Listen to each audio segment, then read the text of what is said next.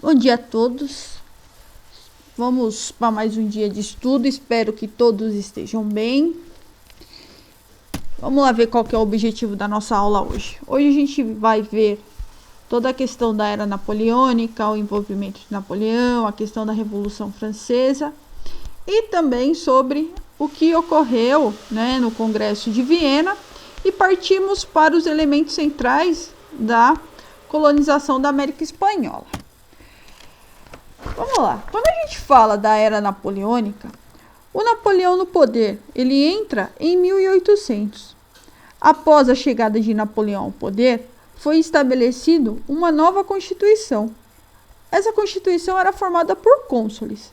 Napoleão era o primeiro cônsul. Com o passar do tempo, o poder foi se centralizando cada vez mais em suas mãos, e a partir de 1802, Napoleão é nomeado o primeiro cônsul vitalício. E 2 anos mais tarde, em 1804, em uma cerimônia na Catedral de Notre Dame, o Napoleão foi coroado imperador francês. Quando a gente fala nessa questão do imperador, ele vai reorganizar todo o processo de poder do Estado.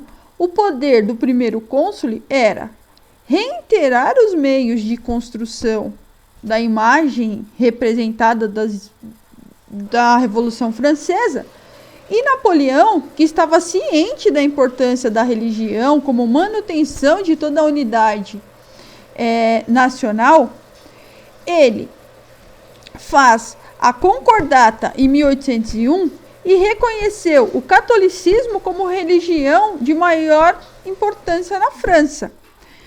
Os membros do clero, que seriam pagos e escolhidos pelo Estado, eles começam a ficar sujeitos a um controle estatal, mas seria o quê? Consagrado pelo Papa.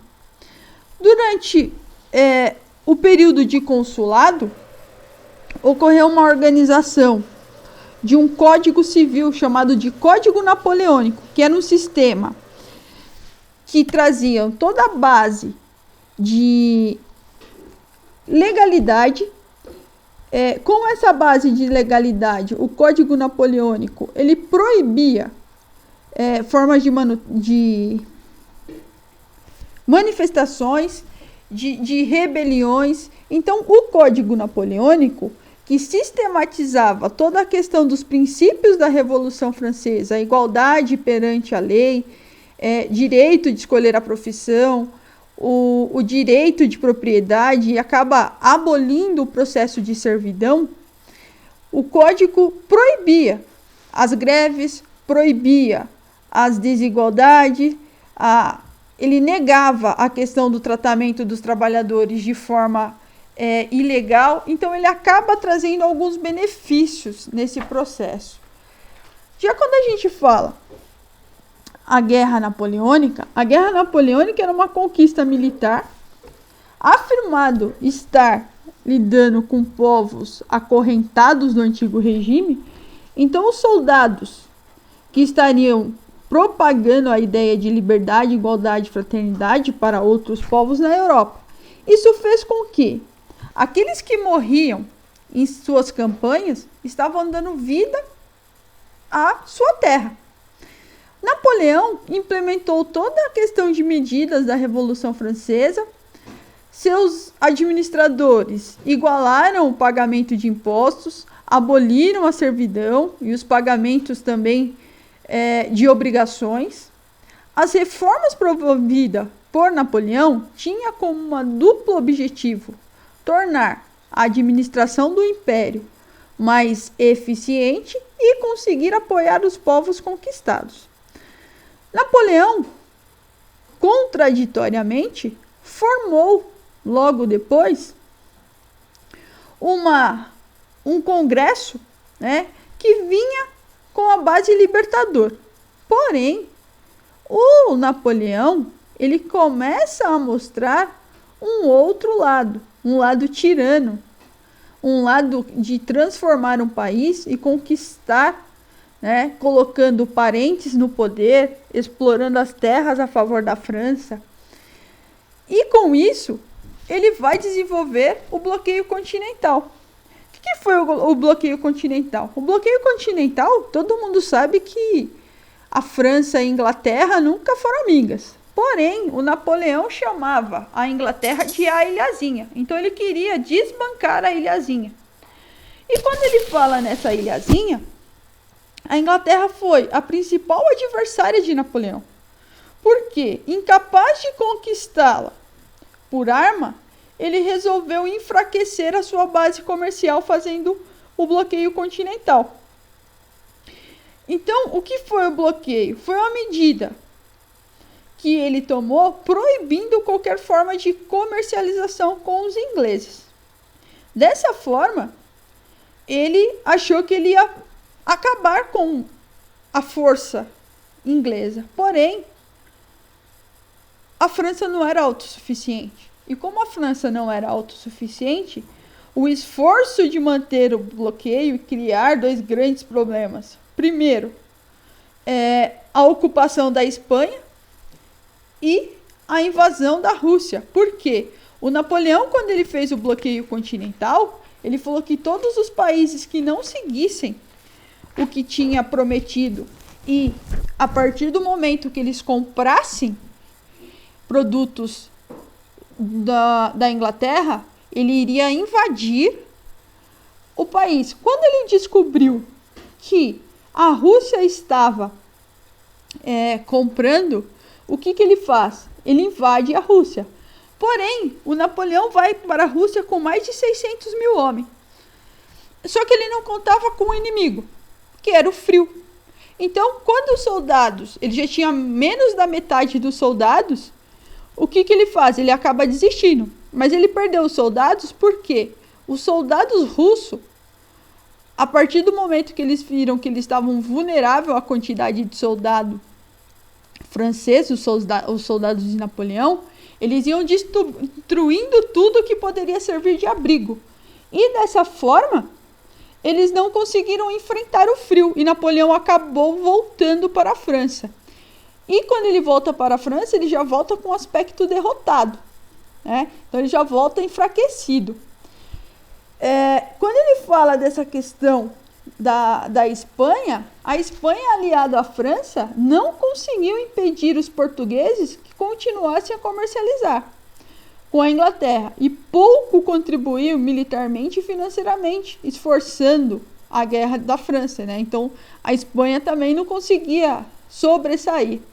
Só que o que acontece? Em 1808, o rei espanhol designou seu irmão, o José Bonaparte, que era irmão de Napoleão, para uma comarca.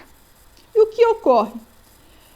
A população começa a ficar revoltada porque eles acharam que Napoleão acabavam sendo até um agente anticristo, porque ele vai colocar o irmão no poder e começa a partir daí uma guerra de faca contra os inimigos. Então eles trazem.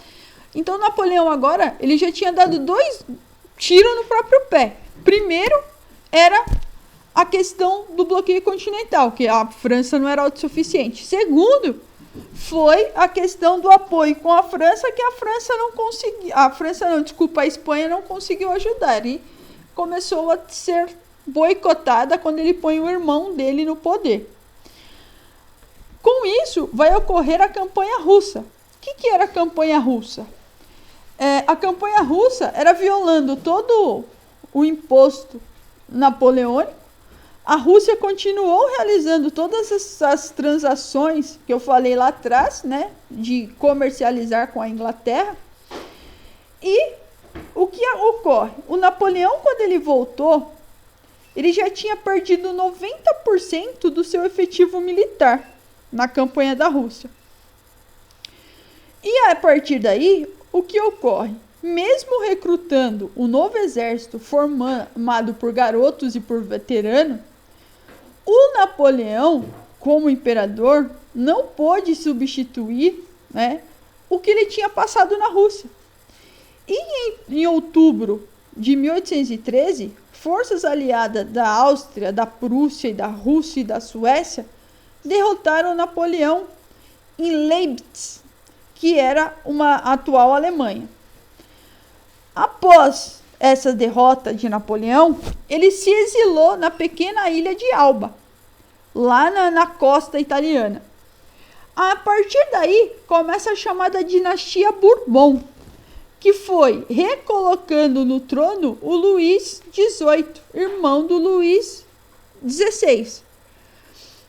O retorno da monarquia assustou diversos setores da sociedade francesa que temia perder tudo que eles tinham conquistado na Revolução.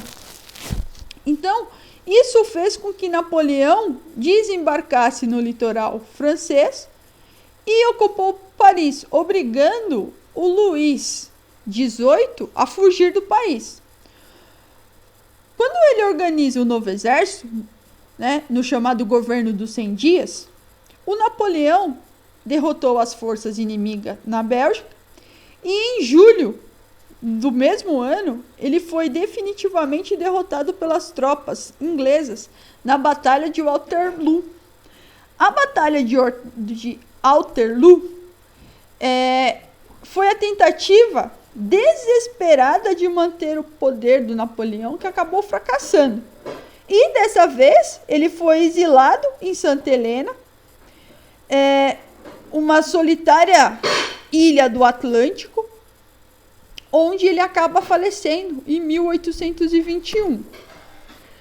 E a partir daí, após a derrota de Napoleão, a Europa viveu um novo período de choque, que foi entre os desencadeadas Revolução Francesa e o antigo regime. Quando a gente fala nesse período, esse período foi organizado pelo Congresso de Viena, que foi entre 1814 e 1815, que preparou um acordo de paz para a Europa. Então, a figura central do Congresso de Viena foi o príncipe austríaco Metternich, que pertence à velha ordem e defendia o retorno do poder das famílias que governavam todo o início da Revolução. Quando a gente fala no Congresso de Viena, todos os que representavam a França com o Congresso de Viena estavam os príncipes, que havia sido ministro na época de Napoleão, a monarquia do seu país, que colocava fim o que parecia inevitável, hábil diplomata. Então ele vai trazer toda uma questão do príncipe Talleyrand, que é o que vai assumir pós o Napoleão. E dessa forma, os governantes considerados legítimos, que tinham disputado a Revolução e pelas grandes guerras napoleônicas, foram restituídos ao trono da França, e na França, Espanha e Portugal. E dessa forma, em outros países, eles começam a ter essa visão mais de independência, de liberdade, a visão liberalista. Um exemplo disso é o que ocorreu na América, na Revolução Espanhola, onde os primeiros europeus que chegaram no continente americano buscavam tanto expandir a fé cristã quanto enriquecer o prestígio social. Dessa busca de riqueza e prestígio, a gente pode destacar o espanhol Hernán Cortés. O Cortés subjugou os mexicas. Quem eram os mexicas? Os astecas, que ia em busca de todo um princípio de desenvolvimento. Ele aproximou mais de 600 homens com 16 cavalos. Dentre esses cavalos, ele também fez dezenas de canhões e arquebuses, que são armas de fogo. Dessa forma, eles foram em busca de novos territórios. Territórios esses que não somente eles ganharam invadindo com forma violenta, mas também eles transmitiram diversas doenças que foram propagando, doenças, epidemias, que constituíram a população nativa praticamente devastada. Os indígenas que não possuíam resistência biológica, foram os que mais foram afetados. Então, eles foram afetados por sarampo, febre amarela, tinha outra, varíola. Então, 90% da morte provocada da população indígena foi através de doença. E com isso, o que vai ocorrer? Os nativos começaram a ficar mais radicados, começam a subir. E o avanço das expedições espanholas nos Andes levou à descoberta da região hoje da Bolívia. E, dessa forma, ele vai ter todo um processo de administração colonial da coroa espanhola, aonde essa administração mantém um sofisticado sistema, e foi elaborado pelo governo espanhol que garantia todos os interesses da metrópole na América. A coroa espanhola, ela estabeleceu em Sevilha a Casa de Contratação, que era responsável para organizar todos os negócios e pelo controle do trânsito de mercadorias e pessoas na América. Ao contrário, do que foi esse processo de busca dos portugueses na região do Brasil, a coroa espanhola, ela buscou o máximo de controle da riqueza no Velho Mundo. E dessa forma, eles ainda tinham questão de cedia a administração colonial como funcionários de tributo. Eles buscavam conquistar território americano e foi distribuindo aos conquistadores, que dessa forma eles iam manter uma colônia. E posteriormente seria dividido em 4 vice-reinos, que seria o novo vice-reino da Espanha, que é a atual México e América Central, o novo Gramado, que é a região do Equador, da Bolívia, da Venezuela e do Panamá, o Peru, que é o atual Peru, Bolívia e Chile, e o Rio da Plata, que é a região da Argentina, Uruguai e Paraguai.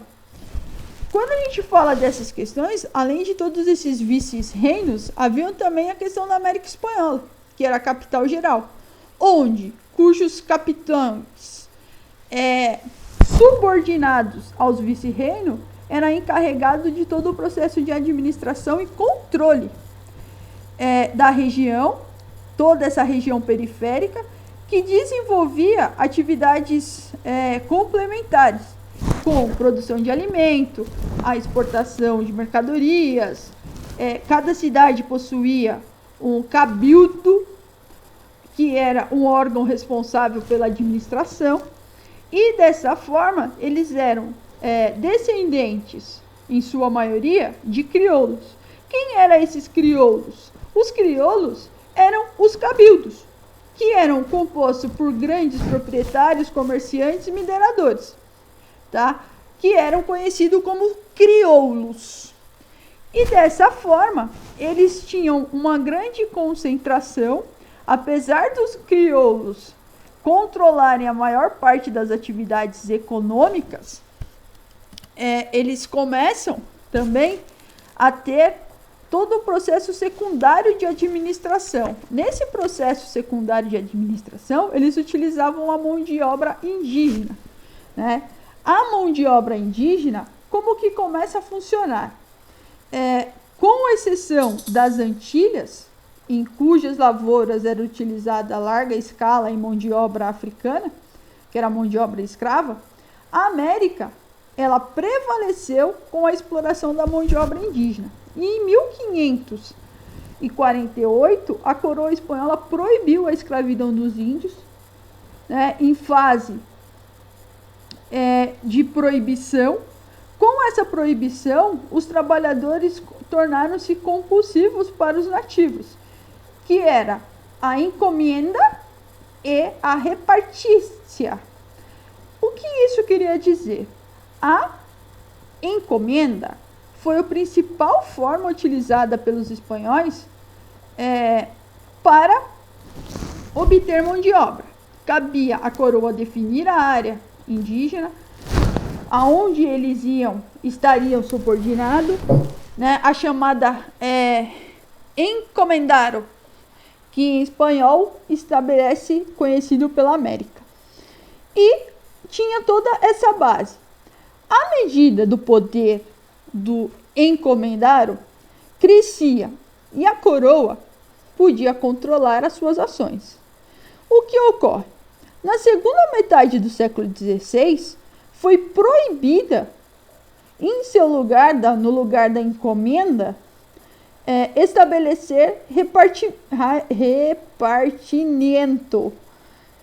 Esse repartimento da sua forma de exploração compulsória pelo trabalho indígena. Por quê? Eles utilizavam todos os mecanismos presentes na cultura dos povos pré-colombianos, entre eles os incas, aonde era conhecido como mita, e previa um acordo dos líderes com a comunidade indígena. Dessa forma, os grupos permaneciam no período de trabalho e de atividade, no qual eram enviados e seriam substituídos, voltando a ser convocado para trabalhar anos depois. Então, eles não pregavam vínculos empregatícios, eles acabavam revezando. Por que eles não tinham vínculo empregatício? Por causa das péssimas condições de trabalho. Muitas vezes o trabalho levava eles à morte. O deslocamento de homens para as minas de prata fazia com que muitas vezes a comunidade indígena e seus trabalhadores agrícolas acabassem diminuindo seu processo de alimentos e de segurança de trabalho, onde as minas acabavam desmontando, desmoronando. Na região do México, eram cerca de 25 milhões de nativos quando os espanhóis desembarcaram, e em pouco tempo, em praticamente de 25 anos, diminuiu para 6 milhões, restando apenas 750 mil indígenas. E eles começam, a partir daí, uma briga para conseguir emancipar a colônia espanhola da América, para acabar esse processo de exploração. E eles conseguem, a partir do século XVIII, cada vez ter mais força para esse processo. E, em 1777, as 13 colônias da América começaram a se dissipar, a se desfazer, conseguiu fazer com que os Estados Unidos tornasse o primeiro país do velho mundo. Eles começaram a se identificar com esses fatores internos do sistema colonial, o que fez com que eles começassem a lutar pelo desenvolvimento da América Espanhola através do movimento popular. Esse movimento popular pela independência da América refletiu tensões vividas pelas sociedades coloniais do continente. De um lado, havia a elite crioula, interessada em livrar-se do domínio político da metrópole, porém, sem alterar a estrutura política vigente.